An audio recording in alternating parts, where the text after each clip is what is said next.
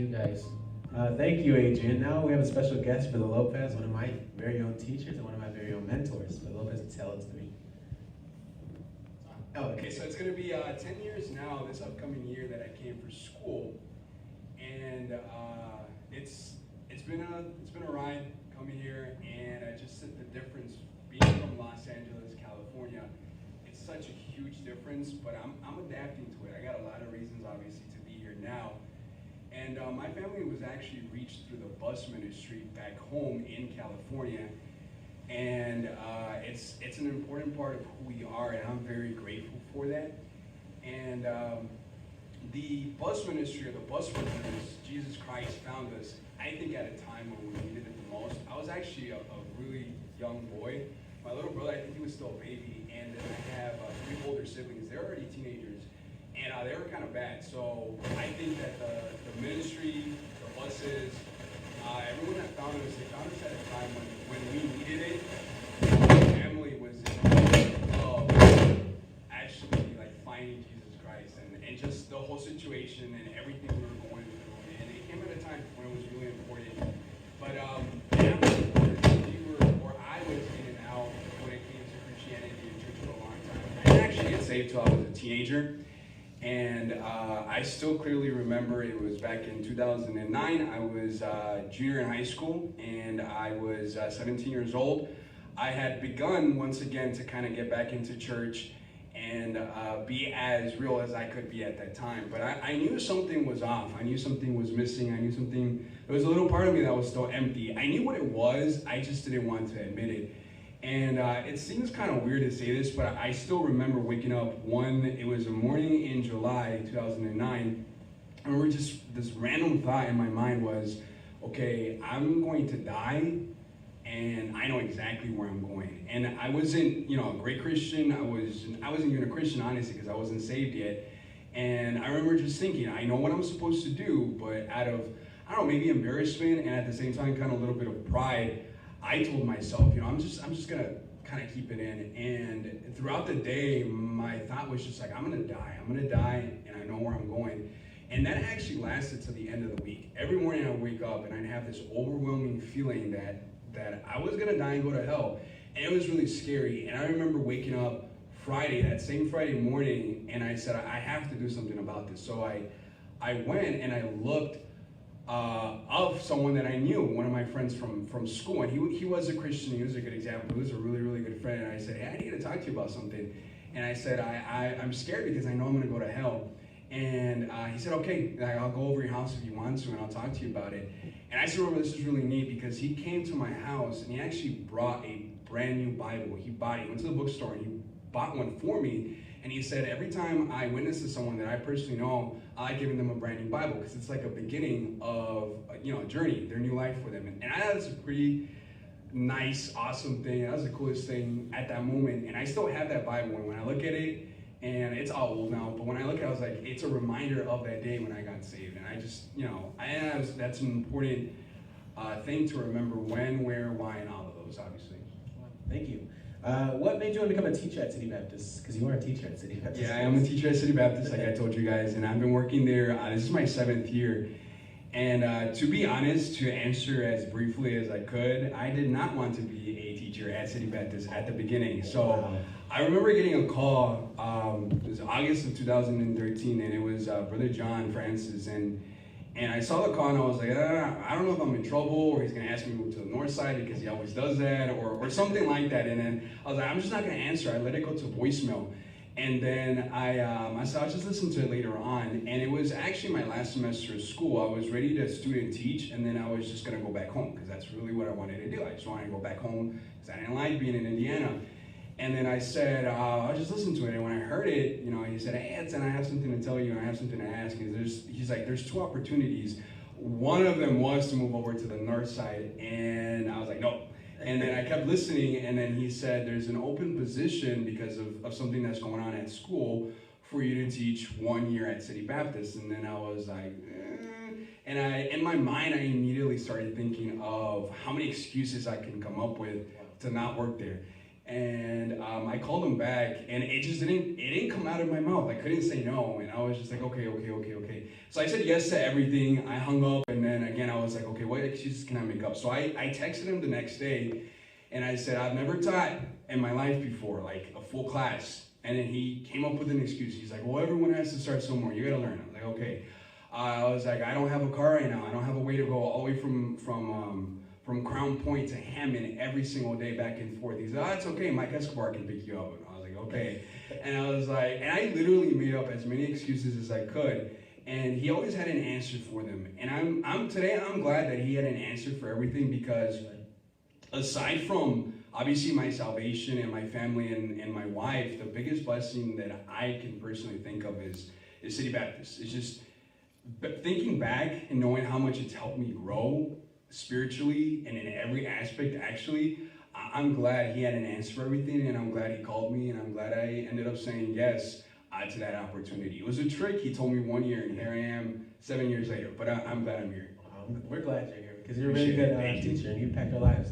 What's the biggest hassle of being a teacher at City Baptist? And is it ever discouraging, or is it worth it? I wouldn't call working there ever a hassle. I think it's a huge blessing, like I explained. To me, it's something that at some point I find myself needing, as in my ministry is important to me. So working there is not the hassle, and working there is not a discouragement. As a matter of fact, I think it's a huge encouragement to me personally for my spiritual life.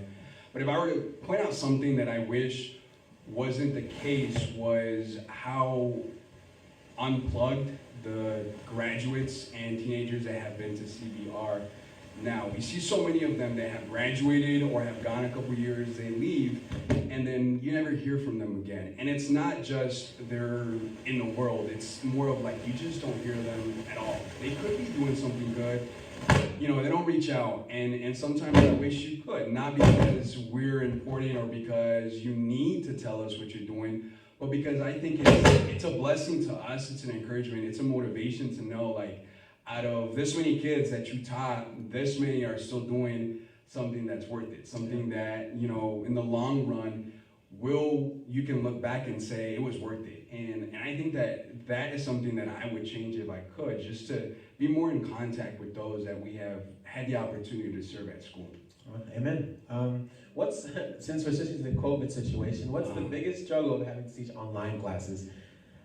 I think by far the biggest struggle has been talking to an empty classroom. At first it was what you would call like a novel idea, or it's brand new, you're new to it, you're like, okay, maybe I can get the hang of it. And I got in the hang of it, but it's still not comfortable. Just talking to an empty room is like, it's weird, it's awkward. And as an educator, and other teachers can tell you this, you need the interaction when you're teaching to know, are these kids getting it? Yeah, it's been 4 or 5 weeks already, and there's a lot of students that I'm just like, are they getting it? I haven't heard anything from them. They haven't taken quizzes. They haven't reached out. So, when I'm in class and you roll your eyes, I'm like, okay, at least he's listening. Or when you're in class and you laugh at a joke, I was like, okay, at least he's paying attention. Or when you're in class and you look straight at me, I'm like, okay, they're understanding. You look away, they're probably embarrassed because they don't get it. And there's some kind of interaction, and that's necessary to know if you're doing your job right. So that's probably the biggest hurdle when it comes to doing something like that, just not having the students in front of you. So personally, what's something you've learned over this quarantine that it's really like a lesson you've learned for yourself? I have learned that I need to probably be more grateful and tip my barber more often, because you can tell most of us are into that. Just the little things that you would take for granted on a regular basis. I'm just like, for real, honestly, I don't do it. Like, I'm so used to getting a haircut this often, and I'm so used to being able to do this often, and I'm so used, like, I just want to go out and sit at a table and eat food that we don't have to cook at home for once. And it's a lot of little things that you probably take, that we all take for granted, that I'm learning to appreciate. And I think, though, the biggest eye-opening thing for me has been how much, with this whole online teaching thing, how busier I am, and at the same time, how much more free time I have. It's kind of weird. I'm still wrapping my mind around it, to think I'm so busy and it's so tiring, but at the same time, I've found so much free time. and I've learned to be able to be more responsible for that. It's been awesome because being kind of vulnerable and transparent with you, I think that I've spent more time with the Lord in many situations these past couple of weeks than I probably am embarrassed to say I have in a while. And not that I don't, but as much time. It's just your schedule is so much emptier, and you have so much, like, you're just so unplugged from so many different outlets of your regular life on a daily basis, that I'm just like I haven't taken a walk outside in a long time, and I finally got to enjoy it, and I got to enjoy the person who created it. It's pretty neat how much more time you have to spend with the Lord with this situation. Wow. Who was one mentor in your life that truly impacted you or influenced your life? I would definitely have to say that for me personally, the biggest within the realms of what a mentor is probably my youth pastor. He's Pastor Freddie's older brother. His name's Miguel Dianda, and he was my youth pastor when I was back home in California. And this man's a genius. He's a genius. He's well-rounded. He's what you would want in a youth pastor, and I think everyone would say that about their own. But I mean that he's what you would want in someone to lead you. He has an incredible, amazing testimony. If you've never heard it, I would recommend that you reach out and ask. It's an amazing testimony about his life, and I think that that's what mentored me personally the most, is to know that the man standing up there teaching us, correcting us, leading us, is someone that I can personally relate to. And he's, like I said, he's smart. He was just well-rounded in everything, and he was a good leader. But what I think impacted me the most was just how he led by example. There was many times when I started going to Christian school that we would want to stay. A couple of us that lived further away from the church, because we never lived by the church and we went to Christian school. So we had to ride there and back for a long time. It was like over an hour.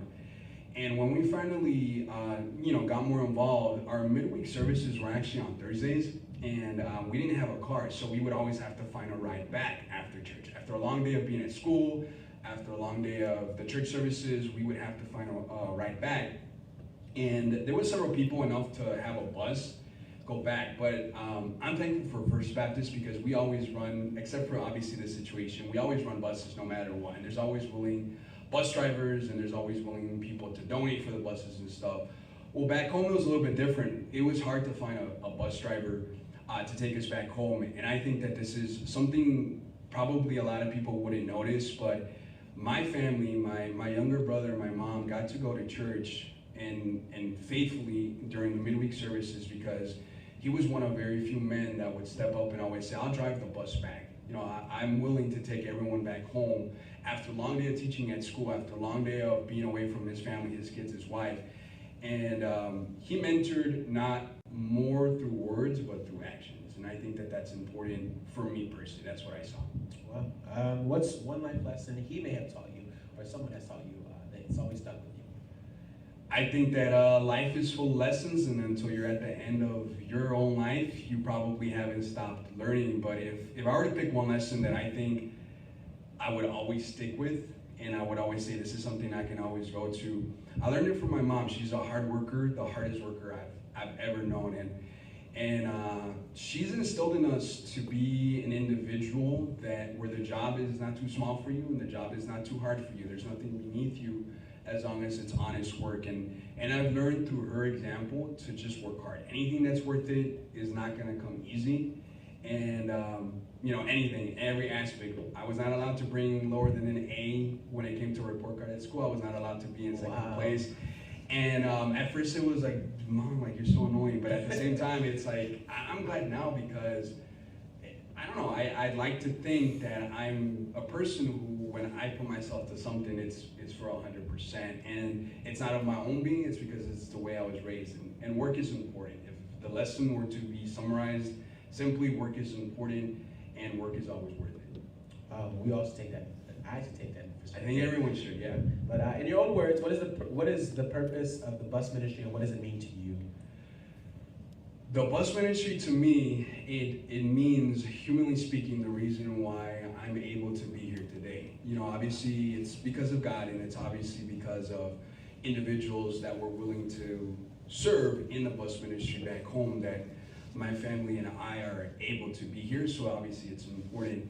I think generally speaking, the bus ministry is like a lifeline that you throw out to people that are in a desperate need for whatever situation and circumstance that they're in. It's something that they need. And I think that I was actually reading a couple days ago, it was Luke 14, when there's a master of the house, Lord of the house, he creates a feast. And he says to his servants, he says, go out into the streets and the lanes in the city and bid my friends to come in. And the neighbors and the friends all had excuses. Maybe they were wealthy, they were busy, they had other things to do, they didn't think it was important. And then he says, okay, really go deep into the city, into the streets and into the lanes. And he says, go and call the poor, the maimed, the halt, the blind, and see if they want to come so that my house can be filled. And I think that it's a way that the Lord's house can be filled while ministering to people that typically would not choose to come to church on their own, because those people in that parable would not come on their own because they probably thought they weren't worthy to come into the Lord's house. But to have an open invitation, which is what the bus ministry is, to come to the house of God unjudged and not looked at in a certain way, I think that's amazing. Coming from someone who was from a family where we needed to be reached in that way, humanly speaking, we owe everything to the ministry, to the bus ministry, my family. Amen. For the graduating seniors this year, or the ones who are supposed to graduate, and especially for the ones that are going to House Anderson, what advice can you give them? If I could give an advice to anyone that's going to college or is about to graduate, I think you need to get a grasp of a word that I needed to learn too, and that's responsibility. You may not have learned how to be responsible during your teenage years, but it's never too late.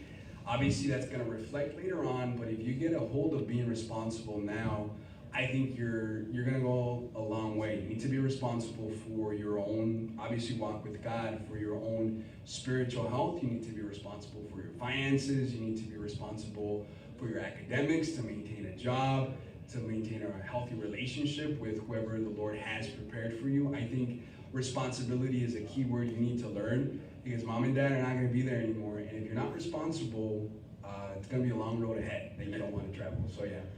Take that into advice. Now for our viewers and for the rest of the Charlotte teams, what's one message you would like to leave them with today? First and foremost, we definitely miss you guys. I miss being here, building H. I miss the fights and the rowdiness and the hot chips and the singing and everything I took for granted. I do miss being here, and hopefully we can be together soon. It might not be very, very soon, but it will be at some point, sometime soon. And there's always a reason behind why things happen. If you were listening to the service earlier with Pastor, it was a great message on Job and the lessons we can learn. And instead of asking why, I think there's a lot of other things you can do aside from that, which is what he taught. But as a teacher, the analogy of academics comes into play for me personally about the situation. And I think this is a test. I think that, and as you know, a test is to see how well you're doing and how well you're learning before the test. And I think this is where we get to see how strong your foundation is. You know, you're no longer fully plugged in 100% to Brother Rick anymore, or to your Sunday school teachers, or to your Christian school teachers. You have to do this to a certain extent on your own, at least for a bit, especially talking about your spiritual life is what I'm referring to. And now you get to, test how strong your faith is. Is it something that is just, you're plugged into multiple, extension cords before you reach the outlet, which is the Lord? Or is it something that you're plugged in exactly where you need to be? Where's your source of your spiritual health, your faith? And I think it's important, and it's a time to reflect. I'm not where I'm supposed to be. I definitely need to start going to church once the doors open up. Or I am where I'm supposed to be, or I'm close. I need to help others, or I need to make sure that I continue doing so. And I think that not applies just to teenagers, but to just anyone, any Christian. It's important. This is a test for us to see where we're at spiritually. Amen. Thank you. Thank you for joining us this week. Appreciate it.